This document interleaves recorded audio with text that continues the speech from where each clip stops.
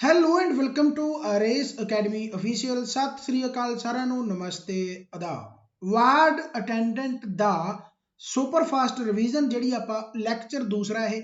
ਸੋ ਮੇਰੇ ਹਿਸਾਬ ਨਾਲ ਤੁਸੀਂ ਪਹਿਲਾ ਲੈਕਚਰ ਦੇਖ ਲਿਆ ਹੋਊਗਾ। ਜੇਕਰ ਪਹਿਲਾ ਲੈਕਚਰ ਨਹੀਂ ਦੇਖਿਆ ਤਾਂ ਦੇਖ ਜ਼ਰੂਰ ਲਿਓ, ਕਿਉਂਕਿ ਕੁਐਸਚਨ ਆ ਜਿਹੜੇ ਬਹੁਤ ਜ਼ਿਆਦਾ ਇੰਪੋਰਟੈਂਟ ਹੈ ਤੇ ਤੁਹਾਨੂੰ ਵਾਰਡ ਅਟੈਂਡੈਂਟ ਦੇ ਵਿੱਚ ਇਹ ਦੇਖਣ ਨੂੰ ਮਿਲ ਸਕਦੇ ਆ। ਚਲੋ ਆਪਾਂ ਕਰਦੇ ਹਾਂ ਜੀ ਸਟਾਰਟ ਸੈਸ਼ਨ ਨੂੰ। ਸੋ ਪਹਿਲਾ ਕੁਐਸਚਨ ਤੁਹਾਡੀ ਸਕਰੀਨ ਦੇ ਉੱਤੇ ਇਹ ਰਿਹਾ। ਪਾਣੀ ਵਿੱਚ ਹਾਈਡਰੋਜਨ ਤੇ ਆਕਸੀਜਨ ਦਾ ਭਾਰ ਅਨੁਸਾਰ ਅਨੁਪਾਤ ਕਿੰਨਾ ਹੁੰਦਾ ਗਾ। ਹੁਣ ਪਾਣੀ ਦੇ ਵਿੱਚ ਜਿਹੜਾ ਭਾਰ ਹੁੰਦਾਗਾ ਜਾਂ ਯਾਨੀ ਕਿ ਜਿਹੜਾ ਅਨੁਪਾਤ ਹੁੰਦਾਗਾ ਉਹ ਕਿਸ ਤੇ ਡਿਪੈਂਡ ਕਰੂਗਾ? ਪਾਣੀ ਦੇ ਸੂਤਰ ਤੇ। ਪਾਣੀ ਦਾ ਜਿਹੜਾ ਸੂਤਰ ਹੁੰਦਾਗਾ ਉਹ ਹੁੰਦਾਗਾ H2O। ਇਸ ਤੋਂ ਪਹਿਲਾਂ ਜੇਕਰ ਤੁਹਾਨੂੰ ਹਾਈਡਰੋਜਨ ਤੇ ਆਕਸੀਜਨ ਦੀ ਰੇਸ਼ੋ ਨਹੀਂ ਪਤਾ ਤਾਂ ਮੈਂ ਦੱਸ ਦਿੰਦਾ ਕਿ ਜੇਕਰ ਕੱਲੇ ਹਾਈਡਰੋਜਨ ਤੇ ਆਕਸੀਜਨ ਦੇ ਅਨੁਪਾਤ ਪੁੱਛਿਆ ਜਾਵੇ ਤਾਂ ਉਹ 1:16 ਹੁੰਦਾ ਹੈ। ਹਮੇਸ਼ਾ ਯਾਦ ਰੱਖਣਾ ਕਿ ਹਾਈਡਰੋਜਨ ਤੇ ਆਕਸੀਜਨ ਦਾ ਜਿਹੜਾ ਭਾਰ ਦਾ ਅਨੁਪਾਤ ਹੈ ਉਹ 1:16 ਹੋਊਗਾ। ਪਰ ਜੇਕਰ ਪਾਣੀ 'ਚ ਪੁੱਛਿਆ ਜਾਊਗਾ ਤਾਂ ਇਹਦਾ ਮਤਲਬ ਇੱਥੇ ਹਾਈਡਰੋਜਨ ਤੇ 2 ਹੈ ਕੰਪਾਊਂਡ, ਤਾਂ ਇਹਦਾ ਮਤਲਬ 1:2 ਯਾਨੀ ਕਿ ਇੱਥੇ 2 ਹੋ ਗਿਆ ਤੇ ਆਕਸੀਜਨ 1 ਹੀ ਆ, ਇਹਦਾ 16 ਹੋ ਗਿਆ, ਯਾਨੀ ਇਹ ਕਿੰਨਾ ਆ ਗਿਆ? 1:8 ਆ ਗਿਆ। ਰਾਈਟ। ਸੋ ਇਹਦਾ ਯਾਨੀ ਕਿ ਆਨਸਰ ਆ ਜਾਊਗਾ 1:8। ਜੇਕਰ ਤੁਹਾਨੂੰ ਪੁੱਛਿਆ ਜਾਵੇ, ਇਹ ਤਾਂ ਪਾਣੀ 'ਚ ਪੁੱਛਿਆ ਗਿਆ, ਮੰਨ ਲਓ ਤੁਹਾਨੂੰ ਪੁੱਛ ਲਿਆ ਜਾਵੇ ਵੀ ਹਾਈਡਰੋਜਨ ਪਰਆਕਸਾਈਡ, ਤਾਂ ਹਾਈਡਰੋਜਨ ਪਰਆਕਸਾਈਡ ਦਾ ਫਾਰਮੂਲਾ ਹੁੰਦਾ ਹੈ H2O2। ਰਾਈਟ। ਸੋ ਇੱਥੇ ਜੇਕਰ ਕਰੋਗੇ ਤਾਂ 2 ਦੂਣੀ 2 ਆ ਗਿਆ, 2 ਏਕਾ 2। ਰਾਈਟ। ਤੇ ਆਕਸੀਜਨ ਦੇ 2 ਕੰਪਾਊਂਡ ਆ, ਹਾਈਡਰੋਜਨ ਤੇ ਆਕਸੀਜਨ 16 ਇੱਥੇ, ਤਾਂ 16 ਦੂਣਾ 32, ਯਾਨੀ ਇਹ ਕਿੰਨਾ ਆ ਜਾਊਗਾ? 1:16। ਤਾਂ ਕਹਿਣ ਦਾ ਮਤਲਬ ਜੇਕਰ ਤੁਹਾਨੂੰ ਪਾਣੀ ਦਾ ਪੁੱਛਿਆ ਗਿਆ ਤਾਂ 1:8 ਆ ਜਾਊਗਾ। ਜੇ ਤੁਹਾਨੂੰ ਪੁੱਛਿਆ ਗਿਆ ਹਾਈਡਰੋਜਨ ਪਰਆਕਸਾਈਡ ਦਾ ਤਾਂ 1:16 ਆ ਜਾਊਗਾ। ਜੇ ਕੱਲਾ ਹੀ ਹਾਈਡਰੋਜਨ ਤੇ ਆਕਸੀਜਨ ਦਾ ਅਨੁਪਾਤ ਪੁੱਛ ਲਿਆ ਭਾਰ ਦਾ ਤਾਂ 1:16 ਹੁੰਦਾ। ਯਾਨੀ ਕਿ ਤੁਹਾਨੂੰ ਜਿਹੜਾ ਰਿਜ਼ਲਟ ਯਾਦ ਕਰਨਾ ਚਾਹੀਦਾਗਾ ਉਹ ਕੱਲਾ ਹਾਈਡਰੋਜਨ ਤੇ ਆਕਸੀਜਨ ਦੀ ਰੇਸ਼ੋ ਯਾਦ ਕਰ ਲਓ, 1:16। ਇਸ ਤੋਂ ਬਾਅਦ ਜਿਵੇਂ ਵੀ ਕਹੀ ਗਿਆ ਤੁਸੀਂ ਉਵੇਂ ਆਨਸਰ ਲਗਾ ਸਕਦੇ ਹੋ। ਆਈ ਥਿੰਕ ਤੁਹਾਨੂੰ ਸਮਝ ਲੱਗ ਗਿਆ ਹੋਊਗਾ। ਬਹੁਤ ਸੋਹਣਾ ਕੁਐਸਚਨ ਹੈ। ਸੋ ਪਾਣੀ 'ਚ ਹਾਈਡਰੋਜਨ ਤੇ ਆਕਸੀਜਨ ਦੇ ਭਾਰ ਅਨੁਸਾਰ ਅਨੁਪਾਤ ਕੀ ਹੁੰਦਾਗਾ? 1:8। ਜੇ ਆਏ ਪੁੱਛਿਆ ਜਾਵੇ ਵੀ ਪਾਣੀ 'ਚ ਹਾਈਡਰੋਜਨ ਦੇ ਕਿੰਨੇ ਮੋਲੀਕਿਊਲ ਹੁੰਦੇ ਆ ਤਾਂ 2 ਹੁੰਦੇ ਆ, H2O। ਫਾਰਮੂਲਾ ਯਾਦ ਰੱਖ ਲਿਓ, ਆਕਸੀਜਨ ਦਾ 1 ਮੋਲੀਕਿਊਲ। ਓਕੇ ਹੋ ਗਿਆ। ਵਰਖਾ ਦਾ ਪਾਣੀ ਦੱਸੋ ਭਾਈ 100% ਸ਼ੁੱਧ ਹੁੰਦਾ ਹੈ, ਕਾਫੀ ਸ਼ੁੱਧ ਹੁੰਦਾ ਹੈ, ਘੱਟ ਸ਼ੁੱਧ ਹੁੰਦਾ ਜਾਂ ਫਿਰ ਅਸ਼ੁੱਧ ਹੁੰਦਾ? ਤਾਂ ਵਰਖਾ ਦਾ ਪਾਣੀ ਹੈ ਜਿਹੜਾ 100% ਸ਼ੁੱਧ ਹੁੰਦਾ, ਯਾਨੀ ਪਹਿਲਾ ਆਪਸ਼ਨ ਇਹਦਾ ਰਾਈਟ ਬਣਦਾ। ਰੇਤ ਦੇ ਪਾਣੀ ਵਿੱਚ ਘੋਲ ਨੂੰ ਕੀ ਕਹਿੰਦੇ ਆ? ਕਿਉਂਕਿ ਰੇਤ ਦੇ ਵਿੱਚ ਪਾਣੀ ਦੇ ਵਿੱਚ ਨਾ ਜਿਹੜਾ ਰੇਤ ਹੁੰਦੀ ਹੈ ਯਾਨੀ ਕਿ ਉਹ ਚੰਗੀ ਤਰ੍ਹਾਂ ਨਹੀਂ ਘੁਲਦੀ, ਸੋ ਉਹਨੂੰ ਆਪਾਂ ਇੰਗਲਿਸ਼ ਦੇ ਵਿੱਚ ਕੀ ਕਹਿੰਦੇ ਆ? ਸਸਪੈਂਸ਼ਨ। ਸਸਪੈਂਸ਼ਨ। ਕਈ ਵਾਰੀ ਪੰਜਾਬੀ ਦੇ ਵਿੱਚ ਡਾਇਰੈਕਟ ਲਿਖਿਆ ਆ ਸਕਦਾ ਸਸਪੈਂਸ਼ਨ, ਕਈ ਵਾਰੀ ਸਸਪੈਂਸ਼ਨ ਪੰਜਾਬੀ ਦੇ ਵਿੱਚ ਲਿਖਿਆ ਆ ਸਕਦਾ, ਪਰ ਇਹਨੂੰ ਪੰਜਾਬੀ 'ਚ ਆਪਾਂ ਕਹਿੰਦੇ ਨਿਲੰਬਨ। ਸੋ ਨਿਲੰਬਨ ਇਜ਼ ਦਾ ਰਾਈਟ ਆਨਸਰ। ਰੇਤ ਦੇ ਪਾਣੀ ਵਿੱਚ ਘੋਲ ਨੂੰ ਕੀ ਕਹਿੰਦੇ ਆ? ਨਿਲੰਬਨ।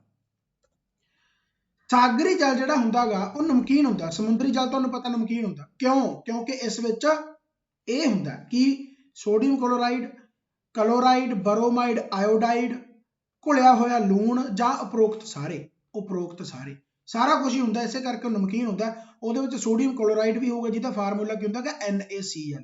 ਯਾਦ ਰੱਖਣਾ, ਕਲੋਰਾਈਡ ਹੋ ਗਿਆ, ਬਰੋਮਾਈਡ ਹੋ ਗਿਆ, ਆਇਓਡਾਈਡ ਹੋ ਗਿਆ, ਘੁਲਿਆ ਹੋਇਆ ਲੂਣ, ਇਸੇ ਕਰਕੇ ਉਹ ਨਮਕੀਨ ਹੁੰਦਾ। ਸੋ ਉਪਰੋਕਤ ਸਾਰੇ ਇਸ ਦਾ ਰਾਈਟ ਆਨਸਰ, ਸਾਰੇ ਹੀ ਹੁੰਦਾ। ਸਮੁੰਦਰੀ ਪਾਣੀ ਦਾ ਜੇਕਰ ਸ਼ੁੱਧੀਕਰਨ ਕਰਨਾ ਹੋਵੇ ਤਾਂ ਉਹ ਕੀ ਅਖਵਾਉਂਦਾ? ਤਾਂ ਉਹ ਅਖਵਾਉਂਦਾ ਕਿ ਡਿਸਟੀਲੇਸ਼ਨ। ਇੰਗਲਿਸ਼ ਦੇ ਵਿੱਚ ਵੀ ਲਿਖਿਆ ਹੋ ਸਕਦਾਗਾ, ਯਾਦ ਰੱਖਣਾ ਡਿਸਟੀਲੇਸ਼ਨ, ਯਾਨੀ ਪਹਿਲਾ ਡਿਸਟੀਲੇਸ਼ਨ। ਰਾਈਟ। ਸੋ ਪਾਣੀ ਇਹ ਕੀ ਕਰਦਾ ਬੇਸਿਕਲੀ? ਡਿਸਟੀਲੇਸ਼ਨ ਦਾ ਮਤਲਬ ਕੀ ਹੁੰਦਾਗਾ? ਇਹ ਸਾਲਟ ਨੂੰ ਰਿਮੂਵ ਕਰ ਦਿੰਦਾ, ਰਿਮੂਵਿੰਗ ਦਾ ਸਾਲਟ। ਕਹਿਣ ਦਾ ਮਤਲਬ ਜੇਕਰ ਸਮੁੰਦਰੀ ਪਾਣੀ ਚੋਂ ਆਪਾਂ ਨਮਕ ਕੱਢ ਦਈਏ, ਸਾਲਟ ਕੱਢ ਦਈਏ ਤਾਂ ਉਹ ਪੀਣ ਯੋਗ ਹੋ ਜਾਊਗਾ, ਸ਼ੁੱਧ ਹੋ ਜਾਊਗਾ, ਤਾਂ ਉਹਨੂੰ ਆਪਾਂ ਕੀ ਕਹਿੰਦੇ ਆ ਇੰਗਲਿਸ਼ ਦੇ ਵਿੱਚ? ਡਿਸਟੀਲੇਸ਼ਨ। ਪੰਜਾਬੀ ਦੇ ਵਿੱਚ ਵੀ ਐਵੇਂ ਲਿਖਿਆ ਹੋਊਗਾ। ਪਹਿਲਾ ਆਪਸ਼ਨ ਇਹਦਾ ਰਾਈਟ ਬਣ ਗਿਆ। ਭਾਰਤ ਵਿੱਚ ਸਭ ਤੋਂ ਪਹਿਲਾਂ ਤੇਲ ਦਾ ਜਿਹੜਾ ਖੂਹ ਆ ਉਹ ਕਿੱਥੇ ਖੋਦਿਆ ਗਿਆ? ਮਹਾਰਾਸ਼ਟਰ, ਪੰਜਾਬ, ਬੰਗਾਲ ਜਾਂ ਅਸਾਮ? ਅਸਾਮ ਵਿੱਚ। ਯਾਦ ਰੱਖਣਾ ਤੇਲ ਖੂਹ ਆ ਜਿਹੜਾ ਅਸਾਮ 'ਚ ਹੈ, ਤੇ ਜੇਕਰ ਅਸਾਮ 'ਚ ਪੁੱਛਿਆ ਜਾਵੇ ਕਿੱਥੇ ਆ ਤਾਂ ਯਾਦ ਰੱਖਿਓ ਦਿਗਬੋਈ। ਦਿਗਬੋਈ। ਰਾਈਟ। ਇੱਕ ਮੈਂ ਚੀਜ਼ ਦੱਸ ਦਿੰਦਾ ਕਿ ਜੇਕਰ ਤੁਸੀਂ race academy official application play store ਤੇ ਜਾ ਕੇ ਡਾਊਨਲੋਡ ਨਹੀਂ ਕੀਤੀ ਤਾਂ ਇੰਸਟਾਲ ਕਰ ਲਓ। ਕਿਉਂ? ਕਿਉਂਕਿ ਉੱਥੇ ਬਾਕੀ ਸਾਰੇ ਪੰਜਾਬ ਦੇ ਜਿੰਨੇ ਵੀ ਪੇਪਰ ਆ ਉਹਨਾਂ ਦੀ ਤਿਆਰੀ ਕਰਵਾਈ ਜਾਂਦੀ ਹੈ, ਚਾਹੇ ਪਟਵਾਰੀ ਹੈ, ਚਾਹੇ PPSC ਹੈ, ਚਾਹੇ ਜੇਲ੍ਹ ਸੁਪਰੀਡੈਂਟ ਆ, ਸਾਰੇ ਕੋਰਸ ਕਰਵਾਏ ਜਾਂਦੇ ਆ। ਐਪਲੀਕੇਸ਼ਨ ਇੰਸਟਾਲ ਜ਼ਰੂਰ ਕਰ ਲਿਓ ਪਲੇ ਸਟੋਰ ਤੇ ਜਾ ਕੇ। ਰਾਈਟ। ਸੋ ਅਸਾਮ ਵਿੱਚ ਦਿਗਬੋਈ ਪਹਿਲਾ ਤੇਲ ਖੂਹ ਆ ਜਿਹੜਾ ਯਾਦ ਰੱਖਣਾ। ਕੋਲੇ ਦੀ ਕਿਹੜੀ ਕਿਸਮ ਵਿੱਚੋਂ ਸਭ ਤੋਂ ਵੱਧ ਮਾਤਰਾ ਵਿੱਚ ਕਾਰਬਨ ਹੁੰਦੀ ਹੈ? ਕੋਲੇ ਦੀ ਇਹੋ ਜਿਹੀ ਕਿਹੜੀ ਕਿਸਮ ਆ ਜਿਸ 'ਚ ਸਭ ਤੋਂ ਵੱਧ ਕਾਰਬਨ ਹੁੰਦੀ ਆ? ਐਂਥਰਾਸਾਈਟ। याद रखना एंथरासाइट, राइट। एंथरासाइट दे विच सब तो वध कार्बन हुंदी आ, यानी कि कोले दी यह किस्म है। ते सब तो घट किस च हुंदी है जेकर पूछा जाए तो पीट च। पीट सब तो घट घटिया क्वालिटी जिहड़ी हुंदी है लोहे दी वो पीट हुंदी है। एंथरासाइट सब तो वधिया क्वालिटी है, इस करके कार्बन की सब तो वध मात्रा हुंदी है। ओके हो गया। तंबाकू विच की हुंदा है? तंबाकू विच कैफीन हुंदी है, निकोटिन हुंदी है, अल्कोहल हुंदा जे इन्हां विचों कोई भी नहीं तो निकोटिन हुंदी है।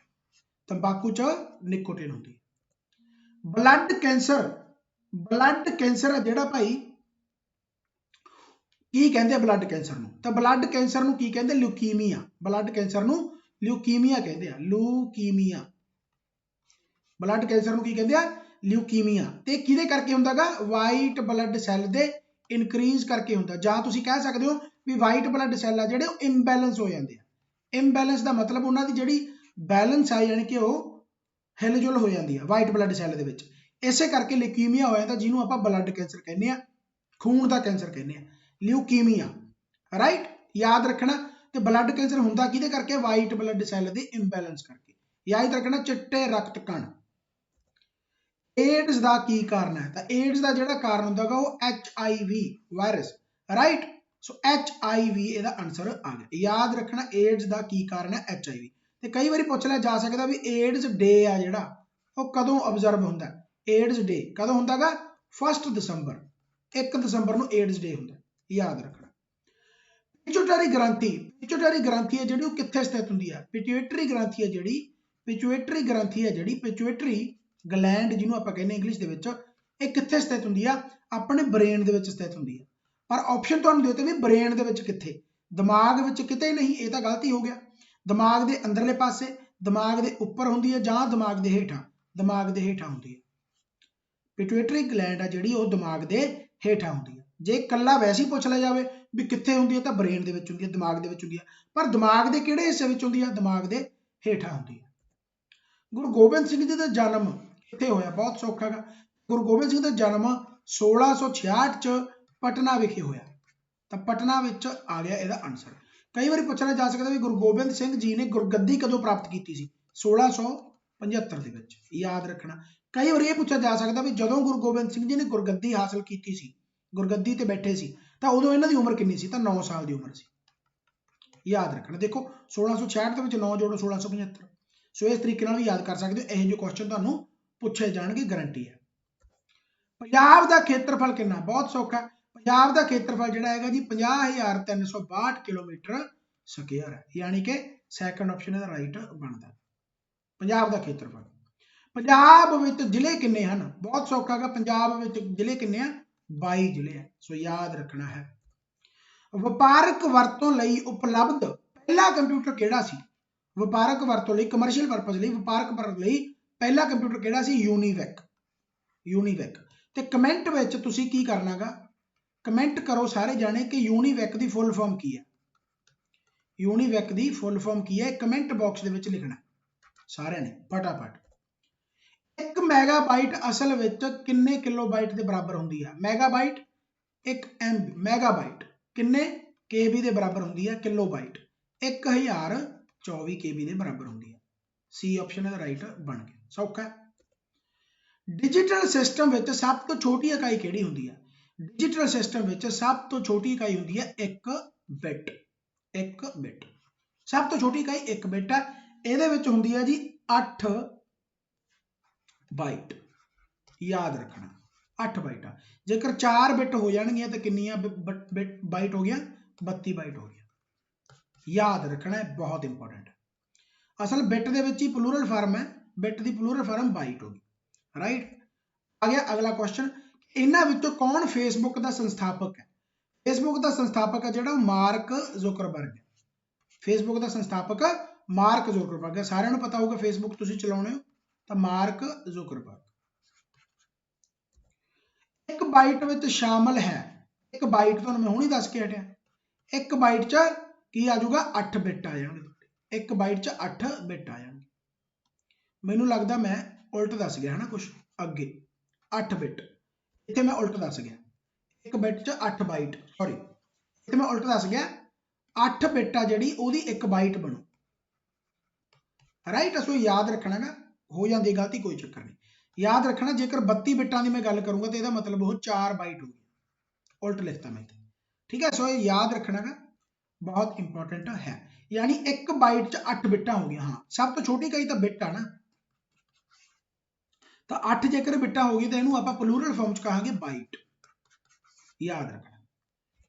इसी तरह आगे भी एक 32 बिट है शब्द कंप्यूटर एक समय कितने बाइट तक पहुंच कर सकता है, तो वही गल आ गई कि 8 बिट है तो कितने बाइट हो जाएंगे, 4 बाइटा हो जाएंगे, 32 बिट सॉरी 32 बिट है तो कितने हो जाएंगे, 4 बाइट्स हो जाएंगे, 4 बाइट, यानी यदा आंसर आ गया 4 बाइट।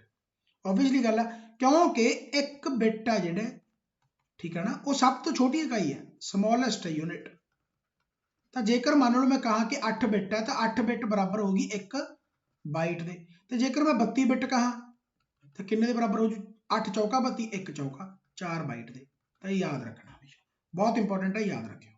4 GUI का पूरा रूप की है, GUI का graphical user interface, graphical user interface, graphical user interface. संविधान की धारा जी 17 है 18, यानी आर्टिकल जो 17 ते 18 वो की प्रदान करते अपन नूं, समाजिक समानता जिन्हों आप इंग्लिश दे विच सोशल जस्टिस कहने हैं, आर्थिक जिन्हों आप इकोनॉमिक जस्टिस कहने हैं, सियासी जिन्हों आप पोलिटिकल जस्टिस कहने हैं, धार्मिक जिन्हों आप रिलीजियस जस्टिस कहने हैं। तो केड़ा दिंदा 17 ते 18, तुहानूं भी पता है कि जिहड़ा 17 है वो अनटचेबिलिटी है, जिन्हों आप छूत छात वाला कहने हैं, अनटचेबिलिटी,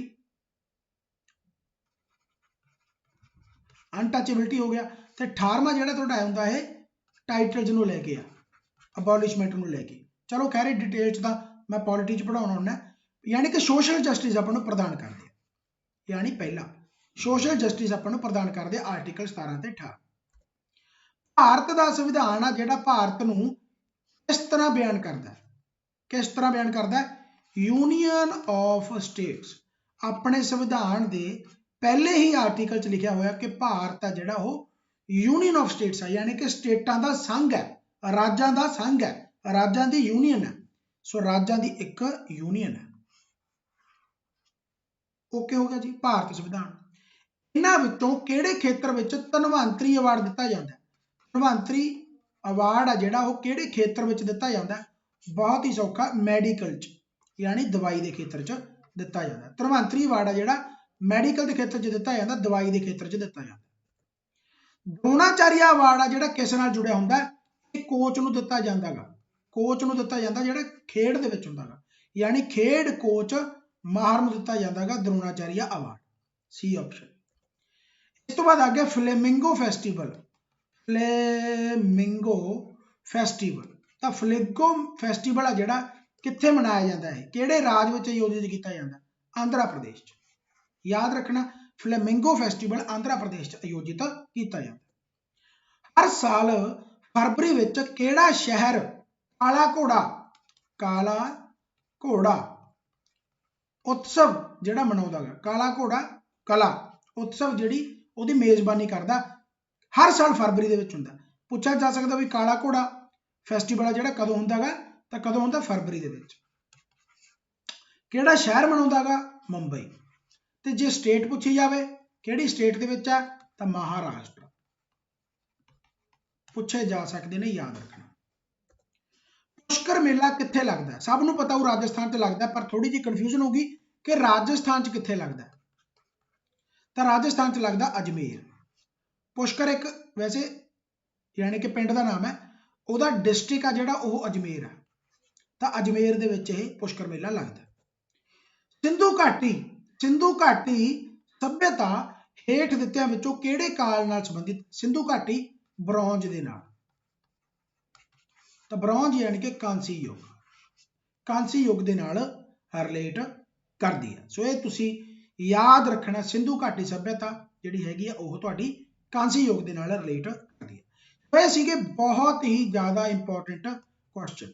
इस तो पहला वाला पार्ट भी तुसी जरूर देख लियो, क्योंकि पहला पार्ट भी बहुत इंपॉर्टेंट है, तो बहुत इंपॉर्टेंट महत्वपूर्ण क्वेश्चन ਪੁੱਛੇ ਜਾਂਦੇ। ਬਾਕੀ ਜਿਨ੍ਹਾਂ ਨੇ ਰੇਸ ਅਕੈਡਮੀ ਅਫੀਸ਼ੀਅਲ ਨੂੰ ਸਬਸਕ੍ਰਾਈਬ ਨਹੀਂ ਕੀਤਾ ਉਹ ਇਸ ਚੈਨਲ ਨੂੰ ਸਬਸਕ੍ਰਾਈਬ ਕਰ ਲਓ, ਕਿਉਂਕਿ ਹੋਰ ਵੀ ਲੈਕਚਰ ਇਹੋ ਜਿਹੇ ਮਿਲਦੇ ਰਹਿਣਗੇ। ਜੇਕਰ ਤੁਹਾਨੂੰ ਕੁਐਸਚਨਾਂ ਦਾ ਲੈਵਲ ਥੋੜਾ ਜਿਹਾ ਵਧੀਆ ਲੱਗ ਰਿਹਾ ਤਾਂ ਇਹਨੂੰ ਵਧੀਆ ਹੀ ਮੰਨੋ। ਸੌਖੇ ਸੌਖੇ ਕੁਐਸਚਨ ਕਰਨ ਦਾ ਕੋਈ ਫਾਇਦਾ ਨਹੀਂ, ਸੌਖੇ ਕਰਕੇ ਜਾ ਵੜੋਗੇ ਉਹ ਸਾਰਿਆਂ ਨੂੰ ਆਉਂਦੇ ਹੋਣਗੇ ਤੇ ਤੁਹਾਡਾ ਵੈਸੇ ਵੀ ਟਾਈਮ ਵੇਸਟ ਹੀ ਹੈ। ਤਾਂ ਮੈਂ ਸੌਖੇ ਔਖੇ ਸਾਰਿਆਂ ਦਾ ਮਿਸ਼ਰਣ ਕਰਾਉਣਾਗਾ, ਸੋ ਪਲੀਜ਼ ਇਹਨਾਂ ਕੁਐਸਚਨਾਂ ਨੂੰ ਜ਼ਰੂਰ ਤੁਸੀਂ ਕਰਕੇ ਜਾਣਾ। ਇਸੇ ਕਰਕੇ ਮੈਂ ਬਿਲਕੁਲ ਐਂਡ ਦੇ ਵਿੱਚ ਕਰਾਉਣ ਲੱਗਿਆ ਤਾਂ ਕਿ ਤੁਹਾਡੀ ਸੁਪਰ ਫਾਸਟ ਰਿਵੀਜ਼ਨ ਹੋ ਸਕੇ। ਵਾਰ-ਵਾਰ ਵੀਡੀਓਜ਼ ਨੂੰ ਦੇਖੋ ਤੇ ਬਾਕੀ ਜ਼ਿਆਦਾ ਤੋਂ ਜ਼ਿਆਦਾ ਸ਼ੇਅਰ ਕਰੋ ਤਾਂ ਕਿ ਹੋਰ ਵੀ ਸਟੂਡੈਂਟਸ ਇਸ ਦਾ ਲਾਹਾ ਲੈ ਸਕਣ। Thank you so much. ਬਾਬਾ ਮਿਹਰ ਕਰੇ, ਚੜ੍ਹਦੀ ਕਲਾ ਚ ਰਹੋ, ਇਸੇ ਤਰੀਕੇ ਨਾਲ ਪੜ੍ਹਦੇ ਰਹੋ ਤੇ race academy official application install ਜ਼ਰੂਰ ਕਰ ਲੈਣਾ ਪਲੇ ਸਟੋਰ ਤੇ ਜਾ ਕੇ। ਬਾਏ ਬਾਏ, ਟੇਕ ਕੇਅਰ, ਧੰਨਵਾਦ।